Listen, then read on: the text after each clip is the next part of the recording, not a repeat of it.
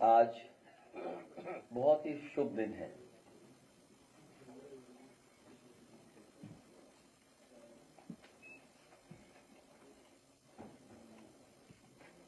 हम लखनऊ वाले हैं और इसीलिए हम लोगों ने कहा कि पहले आप, और एक लंबी प्रेस कॉन्फ्रेंस आपने सुनी है, लंबा टीवी प्रसारण भी सुना आपने। इस मौके पर मैं आप सबका जहां स्वागत करता हूं,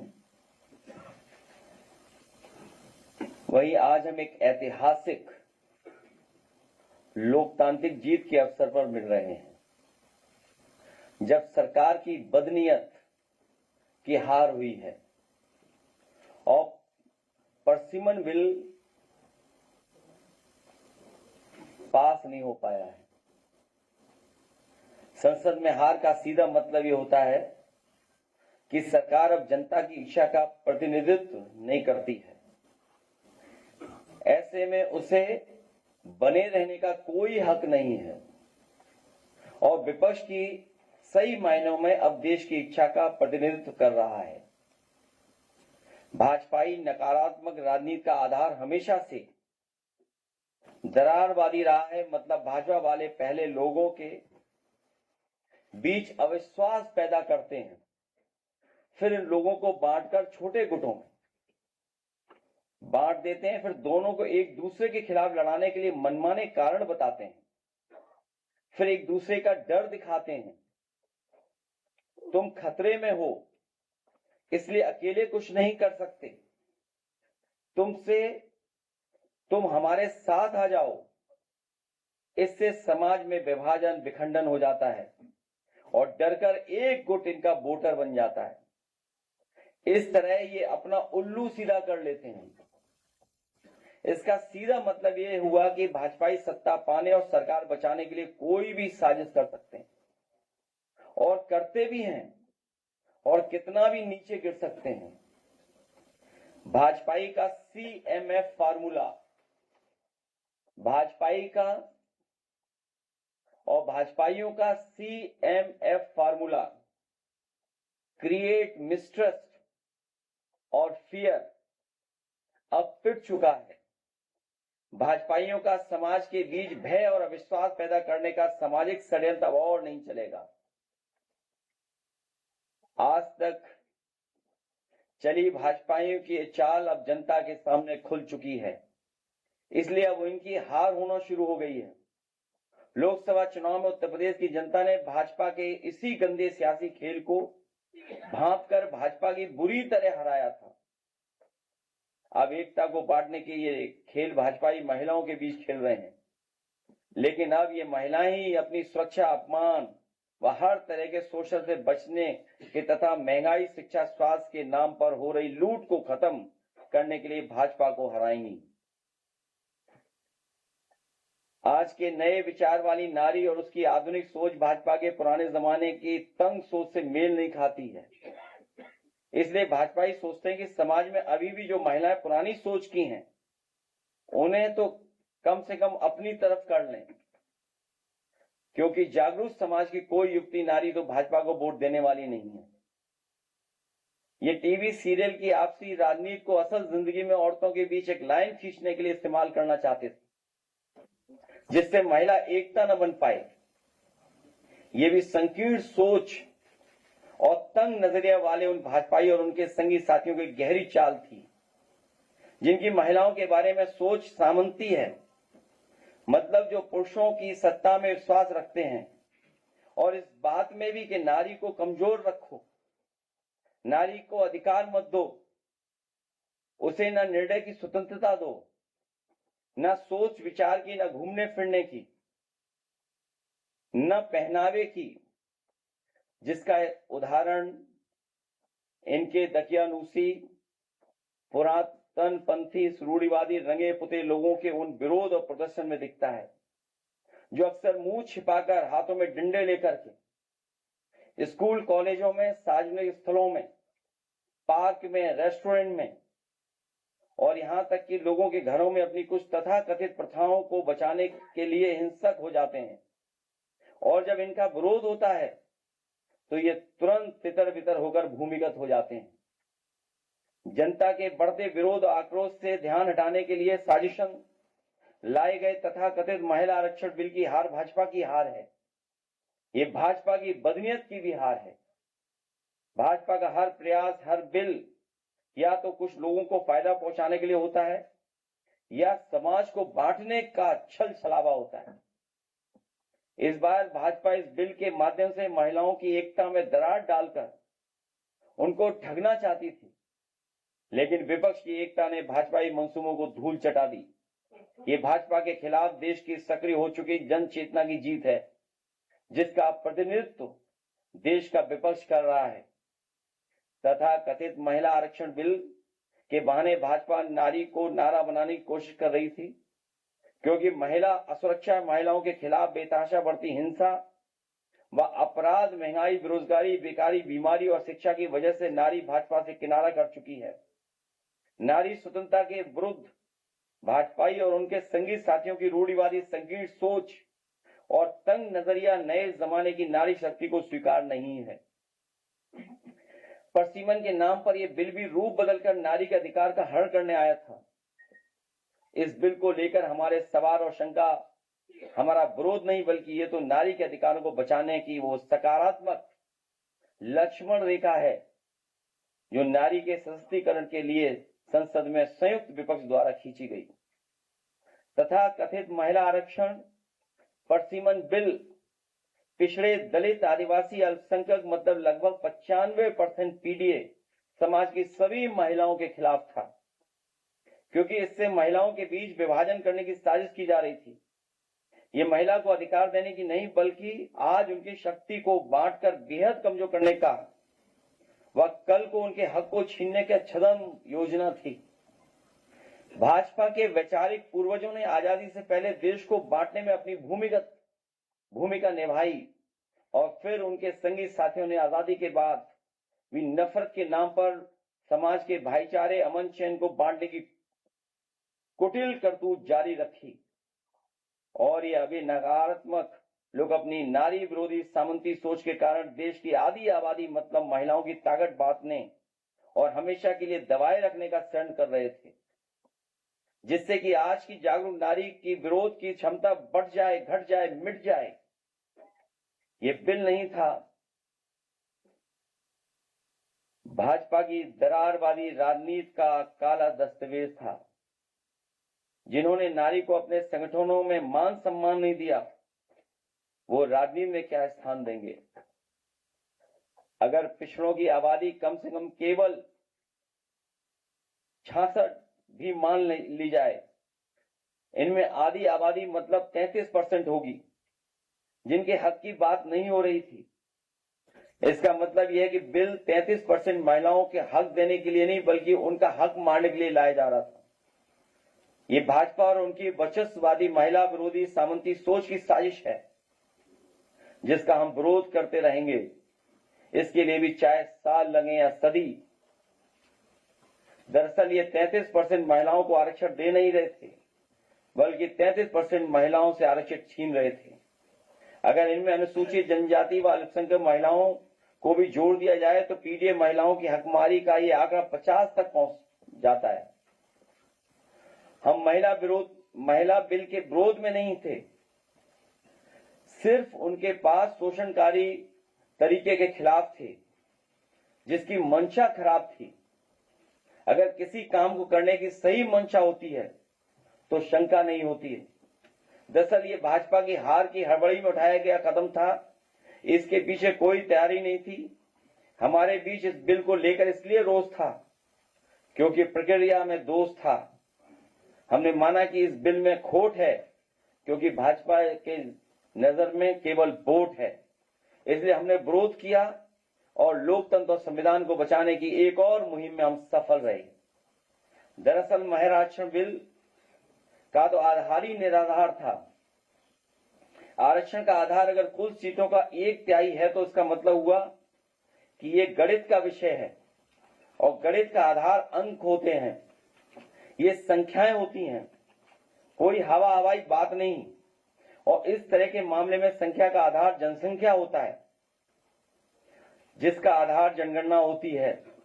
जब महिलाओं की जनसंख्या के लिए 2011 के पुराने आंकड़ों को आधार बनाएंगे तो महिला आरक्षण की आधार भूमि ही गलत होगी। जब भूमि में ही दोष होगा तो सच्ची फसल कैसे उगेगी। इसलिए हमने कहा, जब गिनती ही गलत होगी तो आरक्षण कैसे सही होगा।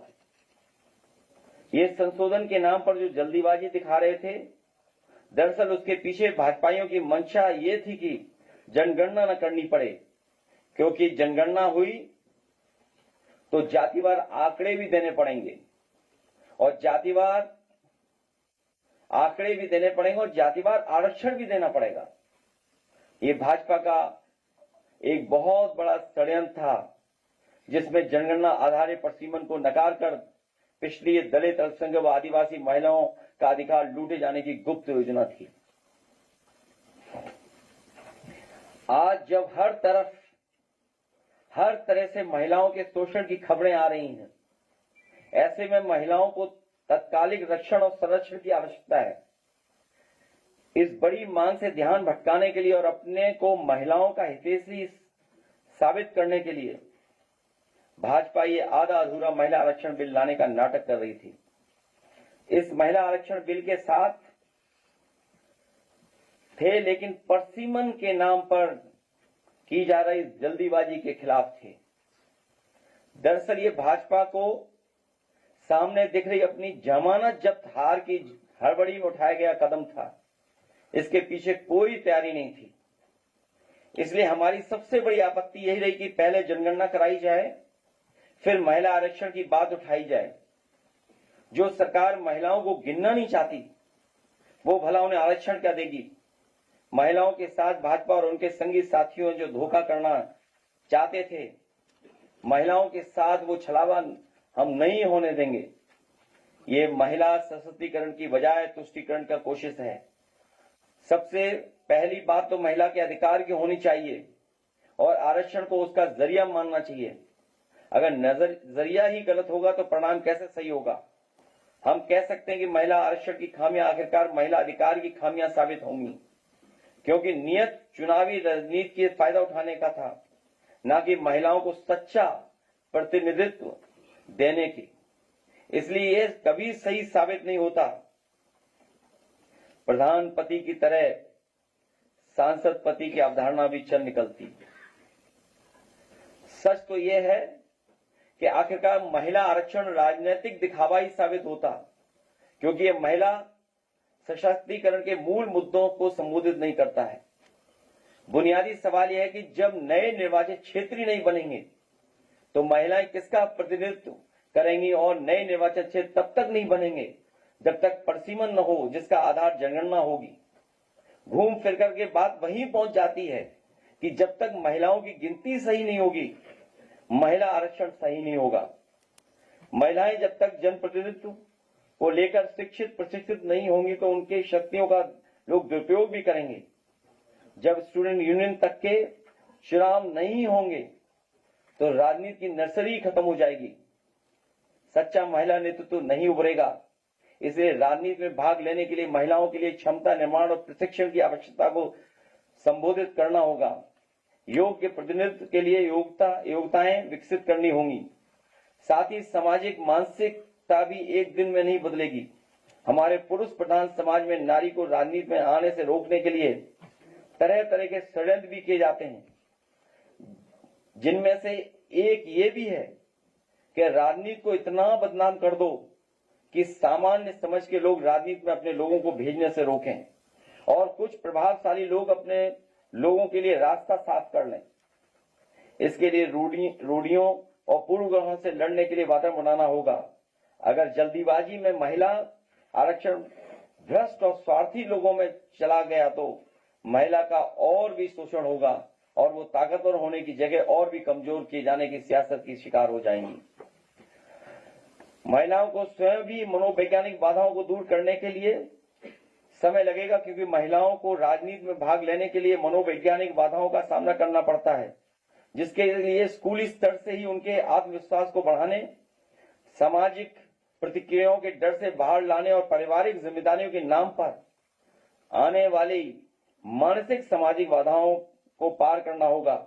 इतना बड़ा बदलाव एक दिन में नहीं आ सकता।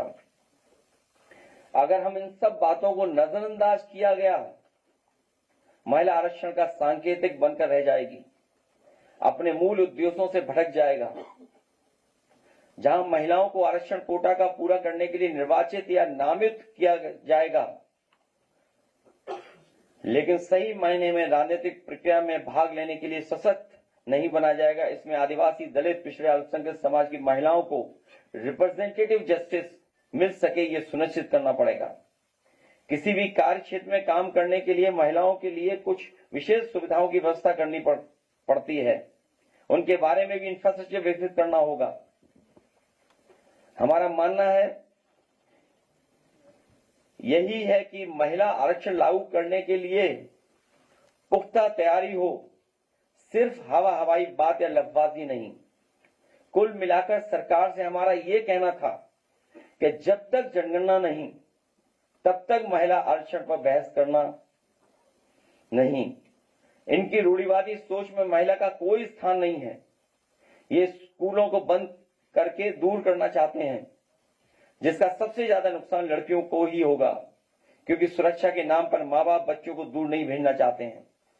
इसी तरह स्वास्थ्य और चिकित्सा के क्षेत्र में कमजोर रखने की सबसे अधिक हानि स्त्रियों को ही होती है, क्योंकि सामाजिक, आर्थिक, मानसिक कारणों से वो पोषण व अन्य तरह शारीरिक जरूरतों के लिए सदैव उपेक्षित रहती हैं। संपत्ति में बेटी को हिस्सेदारी को लेकर आज भी परिवार टूट रहे हैं। वर्क प्लेस सिक्योरिटी डिस्क्रिमिनेशन पर बात होनी चाहिए। सच तो यह है कि महिलाओं को आरक्षण से पहले उन असुरक्षाओं, भेदभावों से संरक्षण की आवश्यकता है जो वो घर, बाहर और सार्वजनिक स्थलों पर और आवागमन के दौरान झेलती हैं। न्याय के दरवाजे खटखटाने से पहले महिलाओं ही क्यों डिस्करेज किया जाता है? जब ऑल वुमेन पुलिस स्टेशन हो सकते हैं, तो ऑल वुमेन कोर्ट क्यों नहीं हो सकते हैं, जहां अपनी बात कहने के लिए हिचक न हो। आज इंडिया की एकजुटता ने साबित कर दिया है कि नैतिक रूप से भाजपा ने सरकार में बने रहने का आधार खो दिया है, क्योंकि संसद में जो सरकार हार जाती है वो बाहर जाती है।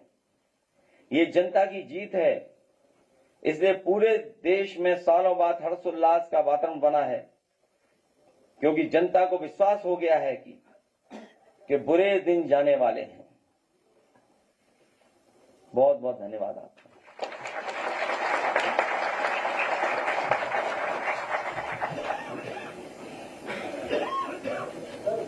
महिलाओं की हो रही है, महिला आरक्षण की बात चल रही है। कोयला में तहसीलदार साक्षी शर्मा, उन्होंने वहां के सीएम पर आरोप लगाया और ये कहा कि सीएम हमारा हैरेसमेंट कर रहा है।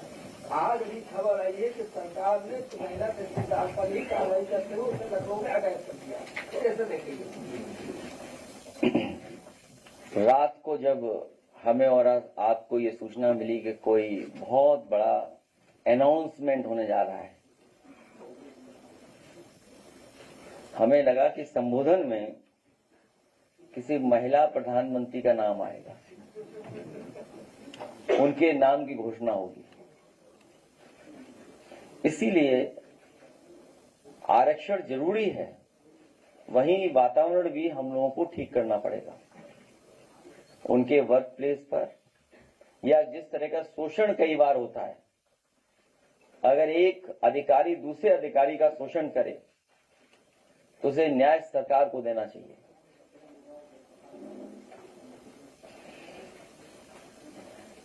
मैं आज फिर परशुराम जयंती पे बधाई देता हूं, सभी त्योहारों पे बधाई देता हूं, और एक बार फिर परशुराम जयंती पर सरकार बनने पर छुट्टी होगी। उस छुट्टी को बहाल करने का काम करेंगे।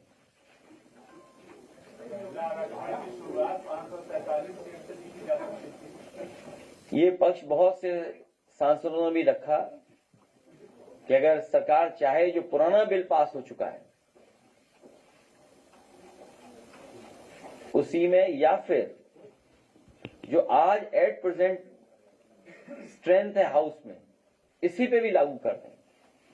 लेकिन उन्हें आरक्षण नहीं, नारी को नारा बनाना था और उसके सहारे हमें, आपको और पीडीएस समाज को धोखा देना था।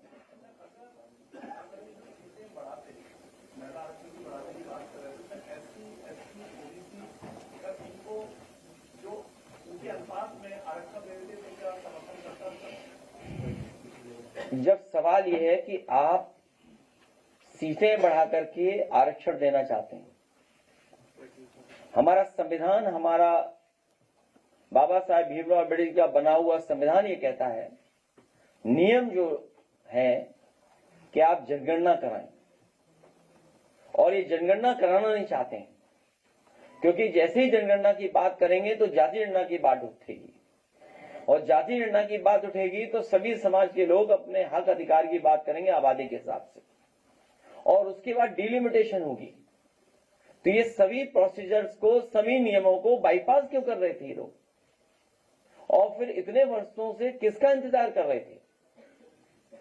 इसलिए बहुत सोची समझी रणनीति थी इनके संगी साथियों की, इनके खुफिया लोगों की, इनकी गुप्त योजना थी कि किसी भी तरीके से पीडीएस समाज को और जो नारी शक्ति है उसको तोड़ दें।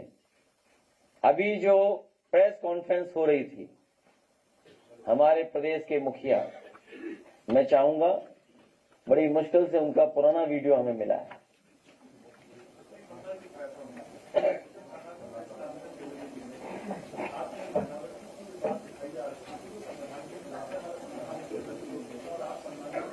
हम सब जितने लोग यहाँ बैठे हैं, हम आदि आबादी को हक और सम्मान देना चाहते हैं। तो आदि आबादी में गिनती किस किस की होगी और किसकी नहीं होगी, ये कौन तय करेगा? आज भी जो प्रेस कॉन्फ्रेंस हुई और कल भी जो संबोधन हुआ, उसमें आदि आबादी की बात हुई है। तो आदि आबादी मतलब महिलाएं हैं, और डॉक्टर राममनोहर लोहिया को जो मानने वाले लोग हैं, उनके सिद्धांत पे चलने वाले लोग वो जानते होंगे, डॉक्टर राममनोहर लोहिया ने कहा कि महिलाओं को हम पिछड़ा मानते हैं, और अभी भी सरकार आदि आबादी की बात कर रही है। तो जो आदि आबादी हमारे समाज की है, पीडीएस समाज की है, उन सबको हक सम्मान मिले। मंत्री जी कह रहे हैं कि विधानसभा के सामने समाजवादी पार्टी का झंडा जलाया है।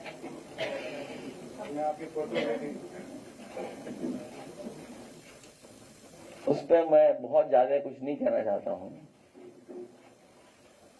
लेकिन हम और आप सब लोग जानते हैं कि रंग जो होता है वो किसी न किसी धर्म से जुड़ा रहता है, या हर धर्म का कोई न कोई रंग होता है। समाजवादियों का रंग जो लाल है, लाल क्रांति का रंग तो है ही है, ये हमारी देवियों का भी रंग है, उनके पहनावे का भी रंग है, हनुमान जी का भी रंग है। नए जोड़े जब बनते हैं तो चूड़ियों का भी रंग लाल होता है, हमारी देवी के चुनरी का भी रंग लाल होता है। तो इसलिए किसी के भी इमोशन को हर्ट नहीं करना चाहिए।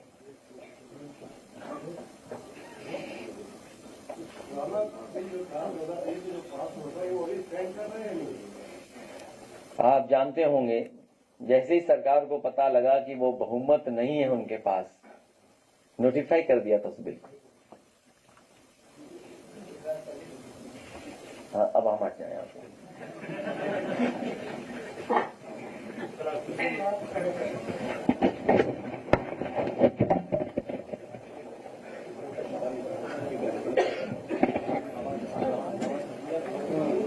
आवाज तेज करो, नहीं तो एएनआई वाली आवाज सुननी पड़ेगी।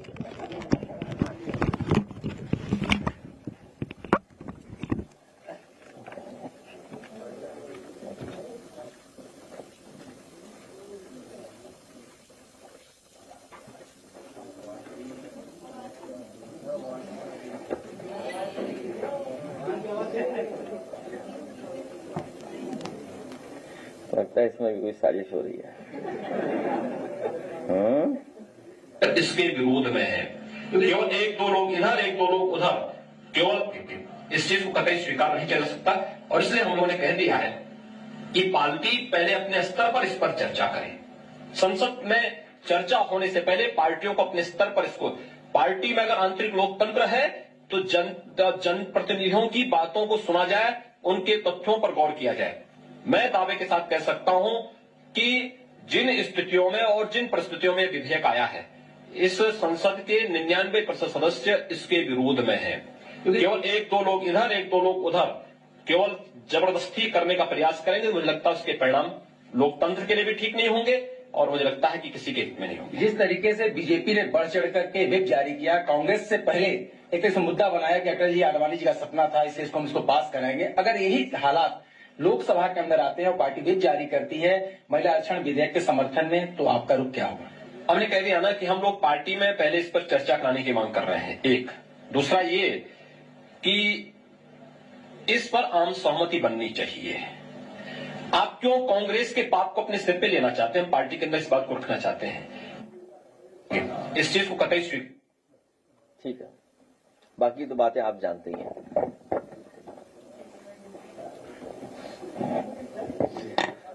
और सदन तो लगता है इसलिए बुलाया गया था, टीएमसी, डीएमके और जो इंडिया गठबंधन के सांसद प्रचार न कर सकें, जिससे भारतीय जनता पार्टी के प्रत्याशियों की जमानत जब्त बच सके। तो बुरी तरह हार होने जा रही है, उससे बचने के लिए 3-4 दिन प्रचार बोलना कर पाए, जिससे भारतीय जनता पार्टी के प्रत्याशियों की जमानत जब्त न हो जाए।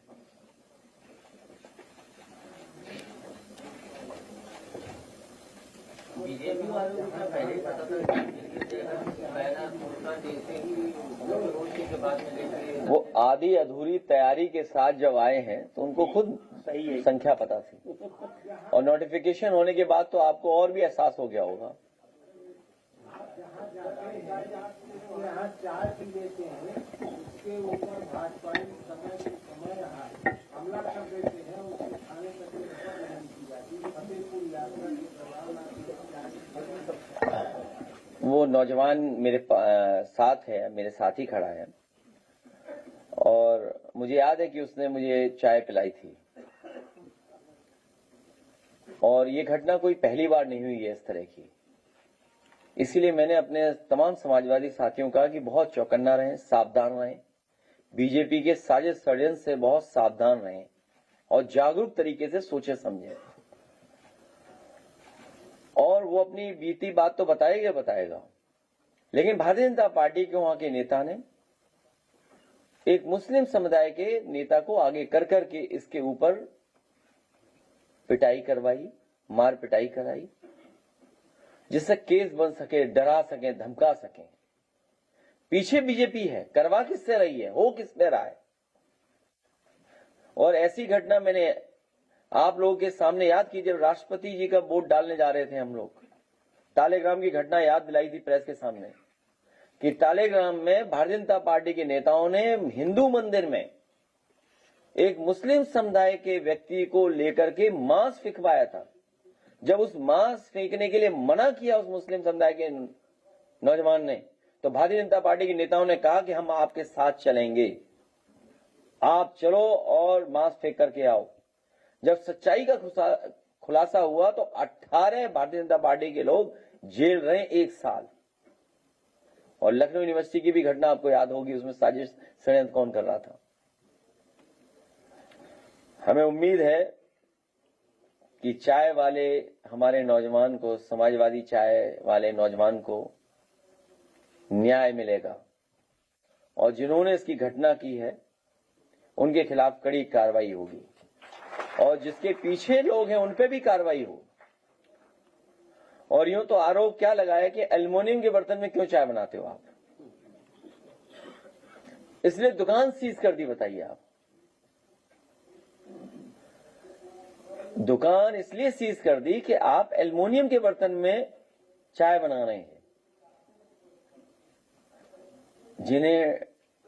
जिनके मुखिया को डीओ की डेफिनेशन, सीओडी की डेफिनेशन, बीओडी की डेफिनेशन, टीओडी की डेफिनेशन और पर्यावरण पैरामीटर्स को न समझते हो, उनके अधिकारी सोचो चमचागिरी के लिए क्या कर रहे हैं। क्या कह रहे हैं कि एल्युमिनियम कंटेंट चाय में चला जाएगा। अरे हम और आप लोग तो सुबह ही सुबह एल्युमिनियम उठा लेते हैं लोटा। गांव में देखो, और किस दुकान में एल्युमिनियम की नहीं चाय बर्तन में चाय बनती है? पूरे लखनऊ बनती है और घरों में बनती है। और हमारा घर चेक करोगे, कोई अगर चेक करना चाहे, जो योगी जी का बहुत खासम खास व्यक्ति हो, अजय सिंह बिष्ट जी का, माफ करना, मुख्यमंत्री अजय सिंह बिष्ट जी का कोई खासम खास यहाँ बैठा हो, अगर उसे लगता हो कि एल्युमिनियम का बर्तन हमारे यहाँ नहीं है, तो हम उसे चाहेंगे कि अभी चल दे मेरे संग, उसे मैं एल्युमिनियम के बर्तन देगा। तो इसका हमारा घर भी सीज कर देंगे लोग कि बताओ एल्युमिनियम की चाय पी रहे हो आप, और बताओ नाली में पाइप डाल के चाय पिला रहे थे सबको। बताओ नाली ज्यादा पॉल्यूटेड है कि एल्युमिनियम का साफ बर्तन? इन्हें कौन समझाए? इनको, इन खुफिया लोगों को, संगी साथियों लोगों को, पुरातत्व पंथियों को, रूढ़िवादियों को पब्लिक ही समझाएगी सत्ता। तो सोचिए आप, पहले जो उस पे बीता है चाय वाले पर, ये समाजवादी चाय वाला है, इसकी चाय अच्छी है, भाजपाइयों की चाय बेकार है, कड़वी है, उनका दूध घटिया है। मैं अपने नौजवान से कहूंगा कि आए और अपनी बात बताए कि उसके साथ क्या क्या हुआ है। यहाँ आ जाओ बेटा, इधर आ जाओ बेटा, इधर। अरे छोड़ो, अभी रुक जाओ, पहले से बात हो हम लोग।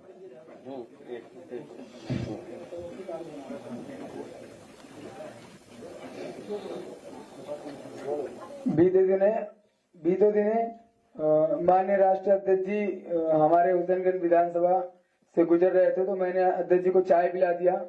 उसके बाद से बराबर हमारे ऊपर कार्रवाई की जा रही, कभी हमारे ऊपर मारपीट करवाई जा रही, तो कभी हमारे फूड इंस्पेक्टर आके हमारी दुकान सीज कर रहे हैं, तो कभी चाय का सैंपल ले रहे हैं, और कभी ये बोल रहे हैं कि आप एल्युमिनियम के बर्तन में चाय बनाते हो, ये अलाउ नहीं है। ऐसा करके हमें आए दिन प्रताड़ित किया जा रहा है। और अभी 2-3 दिन पहले की घटना है, जो कि कुछ लोग आकर डायरेक्ट हमला करने लगे, हम पे मारने लगे, और राष्ट्रीय अध्यक्ष जी का नाम लिए कि आप उनको चाय पिलाए हो, नेता बनते हो, तुमको चाय की दुकान नहीं रखने देंगे। मारपीट किया। उसके बाद हमने कंप्लेन की, अभी तक कुछ भी नहीं हुआ। कंप्लेन में 2 धाराएं भी हटा दी गई, जो धाराएं लगी थी वो धाराएं भी हटा दी गई, और जान से मारने की धमकी है हमको कि आपको जान से मारा जाएगा। 8 नहीं 10 साल बाद जिनके द्वारा यह घटना हुई है, उन्होंने कुछ साल पहले एक पुलिस वाले थे, उनको भी चौराहे पे मारा था। तो उन्होंने कहा कि तुम पुलिस से बढ़ के नहीं हो, तुमको भी मारेंगे, अगर तुम कहीं भी मिल गए गोली मारेंगे, या कार के सामने आ गए तो चढ़ा देंगे। अपना नाम तो बता दो। मेरा नाम आर्यन यादव है। कब जाओगे चाय पीने?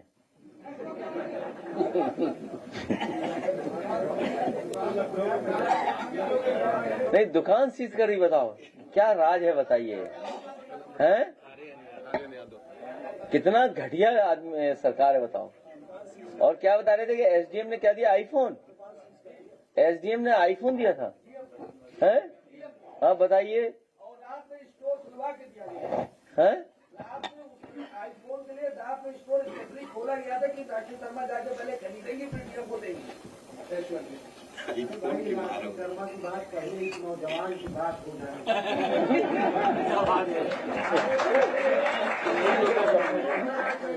नेता है, बताओ हमला करवाया, कौन सा नेता है? नाम बताओ उसका।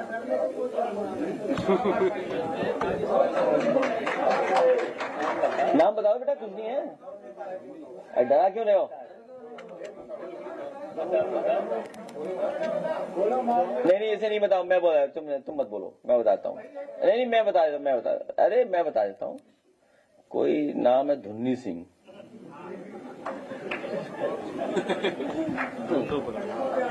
है? कछुआ का व्यापार था। हाँ, वो गंगा का किनारा है ना, और शराब का भी काम हुआ है, नाव से ढोई जाती हैं। अच्छा, मोरंग माफिया भी है। बस समझ लो आप, इस सरकार में यही होगा। देखिए, पीडीए समाज के साथ यही व्यवहार करेंगे लोग, सामंती लोग, वर्चस्ववादी लोग, उनका व्यवहार करने का तरीका यही है। और जब उन्होंने पूजनीय शंकराचार्य जी को नहीं छोड़ा, सोचिए उनके साथ क्या व्यवहार किया था इसी तरह के वर्चस्ववादी लोगों ने। और इन सबको ताकत कौन देख रहा है? सरकार दे रही, सरकार।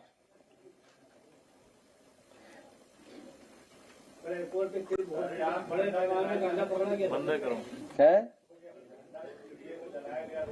नहीं, मैंने तो कहा ना कि रंग से भावना जुड़ी होती है, और लाल रंग हमारे बहुत सारे देवी देवता हैं, भगवान से जुड़ा रंग है।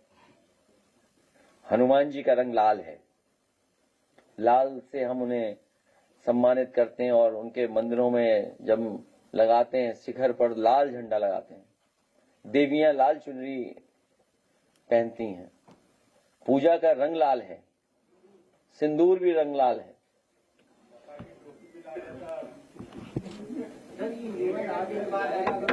घटना हो जाती है, इसके साथ समाजवादी पार्टी की तरफ से बात की गई है, क्योंकि जिस तरह से डर दिख रहा है सामने। नहीं, डर इसलिए है कि वो बहुत कमजोर और गरीब नौजवान है जो अपना जीवन यापन चाय बनाकर कर रहा है। सोचिए उसकी क्या स्थिति है, क्या कोई वो, और नौकरी तो सरकार नहीं दे रही है ना, वो अपना रोजगार कर रहा है, अपनी मेहनत से कर रहा है, और अपने पिताजी के दुकान को आगे बढ़ा रहा है, और बहुत टैलेंटेड नौजवान है, ऐसा नहीं है।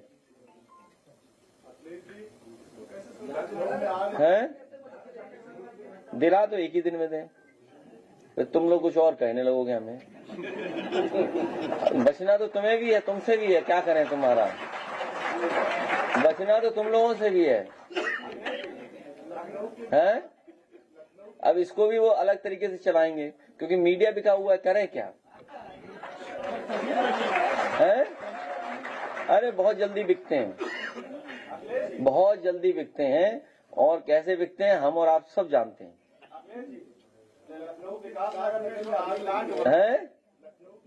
देखिए, विकास नगर में जो आग लगी है वो भाजपाइयों ने आग लगवाई है। न केवल लखनऊ में विकास नगर में भाजपा ने लगवाई है, इंदिरा नगर में जो वहां पर है गाजियाबाद में, वहां भाजपाइयों ने लगवाई है, इंदापुरम में। और मैं आपसे कह रहा हूं, लखनऊ के सब तालाबों पर फ्लैट जमीन कब्जा भाजपाइयों ने की है, भाजपाई कर रहे हैं, भाजपाई। ये व्यवहार, देखिए सरकार का ये व्यवहार नहीं होना चाहिए जो इस नौजवान के साथ व्यवहार हुआ है, इसकी दुकान के साथ हुआ है। सर, वहाँ के पुनर्वसन के लिए क्या आप लोगों की पहल है सपा की खासकर? हम लोग चाय पियेंगे। विकास नगर की बात कर, अच्छा, विकास नगर की बात कर रहे हो। वहाँ के पुनर्वसन की मैं उन सब लोगों से, गरीबों से कहूंगा, समाजवादियों को सरकार बनाओ, आपको न्याय मिलेगा, आपका सम्मान होगा।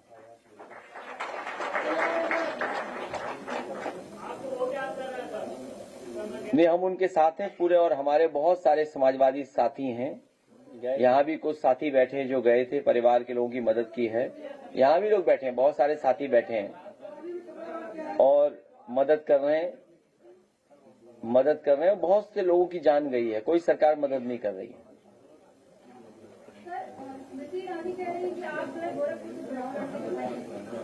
मैं अपने कन्नौज का नाम बदल दूंगा, गोरखपुर कर दूंगा।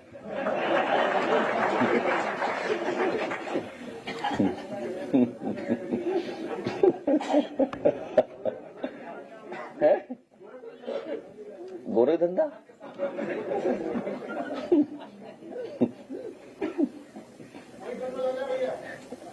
नहीं, क्यों, नाम बदल देंगे, नाम बदल देंगे, नाम। कहाँ पर?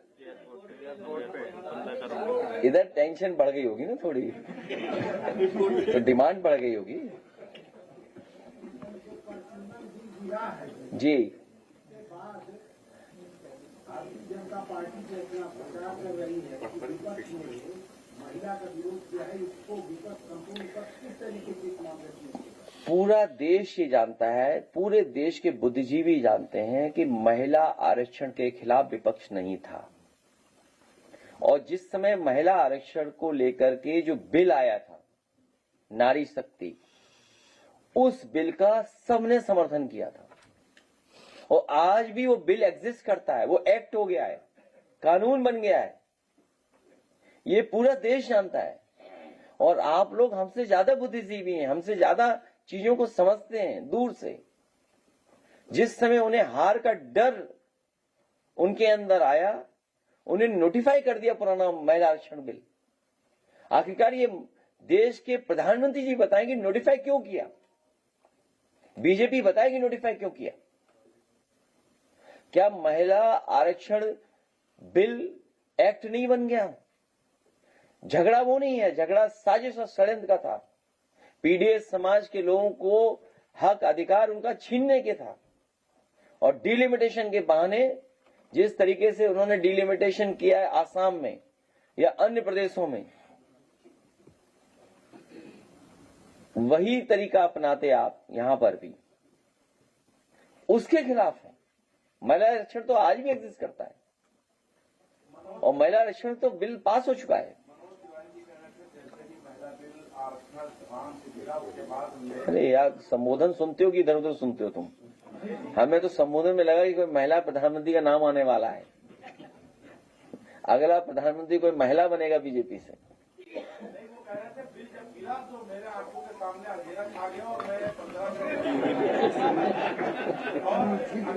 जैसे आसाम में आया वैसे अन्य प्रदेशों में आए। किसको?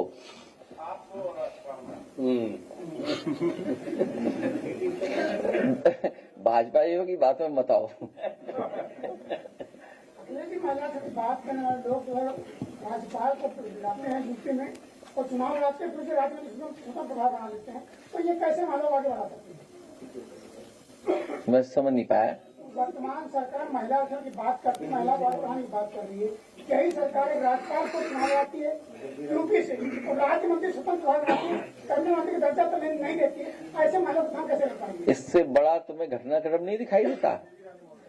देश के जिन्हें प्रधानमंत्री बनना था, देश के सभी इंडिया गठबंधन के लोग जिन्हें प्रधानमंत्री बना रहे थे, अब वो राज्यसभा के सदस्य होकर के रिटायर हो जाएंगे। महिला की मैं कर रहा हूँ, बात महिला की। अरे जब प्रधानमंत्री को रिटायर कर रहे हैं राज्यसभा मेंबर, ये कुछ भी साजिश षड्यंत्र कर सकते हैं। अखिलेश जी, गाजीपुर के थाना क्षेत्र में एक दिवेश यादव जी हैं, यूट्यूबर, ठीक है, उनके साथ अन्याय ना हो। हाँ, अन्याय ना हो उनके साथ। और इनके जो नियम है एल्युमिनियम वाला, उसको खत्म हम लोग इसलिए कर रहे हैं कि इसको बर्तन दे रहे हैं हम लोग एल्युमिनियम के अलावा वाले। मैंने देखे नहीं कौन से मेटल के हैं, पीतल के ला दिए हम लोग। आइए पीतल के देते हैं। और एक कथावाचक भी आए हमारे साथ जिनको अपमानित किया है। कहाँ गए वो कथावाचक हमारे?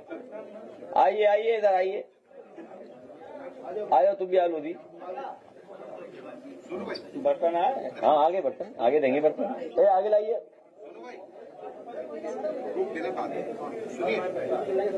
हैं? नहीं, ये तो केतली अभी और दूसरे तरह के भी लाएंगे। अभी बर्तन हाल फिलहाल यही मिल पाए हमें। ये रखिए अलग। इसको रखो अभी अलग। ये रखिए, ये और लाना भी 2-3 इसके। कितने दुकान में थे तुम्हारे ऐसे? 4-5? तो चलो 4 देंगे हम लोग। 2 बड़े देने हैं। नहीं, ये और भारी वाले लाओ, और भारी लाओ। ऊपर ही आओ बेटा, दोनों लोग आओ, ऊपर आओ। कथावाचक क्या, इनका भी अपमान हुआ बताइए।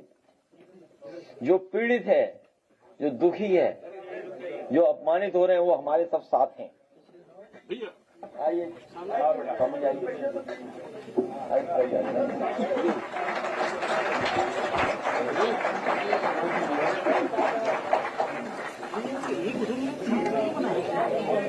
हम पहले था ना, आपको देखना चाहिए ना, आपको देखना चाहिए। परेशान हो, ठीक नहीं हो, देखिए तो नहीं, डर तो नहीं रहा। अबे हमको ये भी कहा गया है कि अगर आप मुकदमा वापस नहीं ले रहे हो तो आपके खिलाफ आए दिन मैं मुकदमा करवाऊंगा और आप जेल में सड़ जाओगे। क्या मुकदमा करेंगे? कुछ भी करवाऊंगा, मतलब छोटे मुकदमे में फंसाता रहूंगा, सड़ जाओगे जेल में। जैसे कि हर्जनेट हो गए और कई धाराएं, मुझे पता नहीं इसके बारे में, ऐसा बोला गया। कोई बात नहीं, परेशान हो, ठीक है, यही बात करेंगे, ठीक है।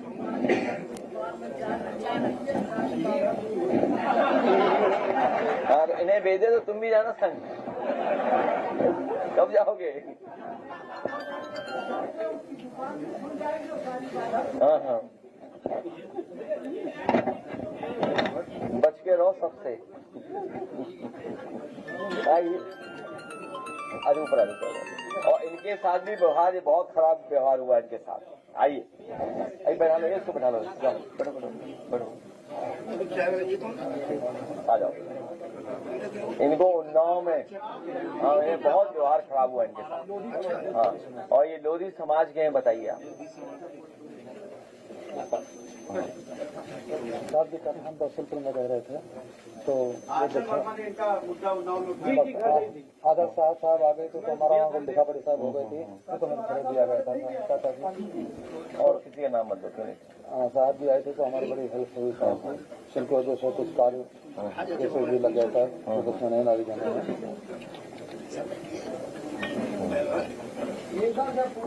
बता दें क्या हुआ था। तो माइक पे बताओ, बताओ जाके सुनो, सुनाओ सुना दो, सुन ले हम लोग।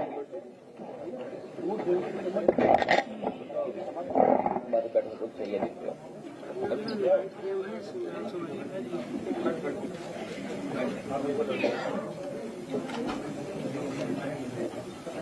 मैं साहब के चरणों में प्रणाम करता हूँ, नमन करता हूँ। अचानक खबर मिली जो आ गए। मेरा नाम कथावाचक उदय चंद्र लोधी, जो सोरमो थाना रसूलपुर में कथा हो रही थी। कथा का अंतिम दिवस था तो बाजा साउंड सर्विस जो हमारे साथ में सहयोगी गण हैं, उनके लिए दक्षिणा की मांग की तो एक मनीष पांडे, अनुपा द्विवेदी, जो उन्होंने कहा आश्रम में चल के दक्षिणा दे देंगे, 30, 40 हजार, 50 हजार कुछ नहीं मेरे लिए है। और मंदिर के लिए कहा कि आपका मंदिर अधूरा पड़ा है जिसमें एक ताली गुम्मा भी देंगे। तो बातों में हमको ये नहीं मालूम था मेरे से अपघात होगा।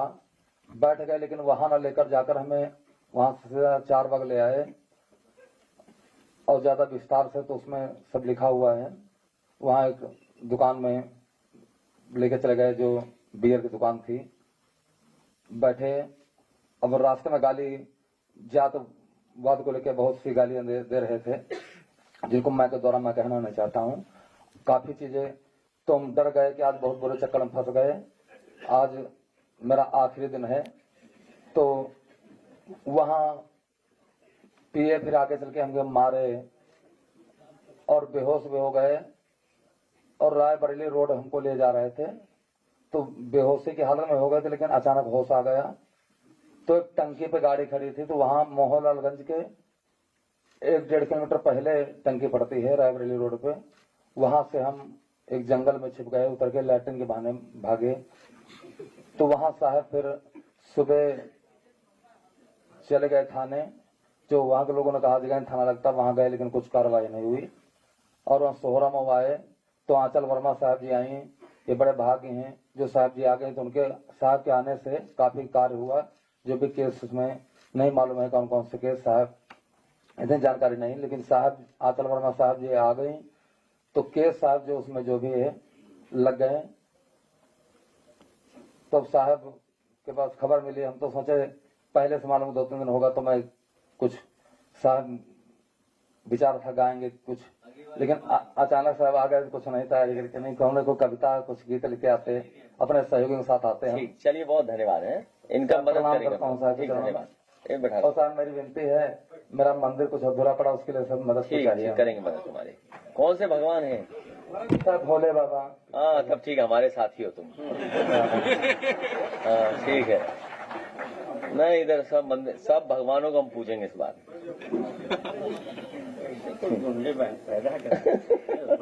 चलिए, प्रेस का बहुत धन्यवाद है, बहुत धन्यवाद आपका, बहुत धन्यवाद।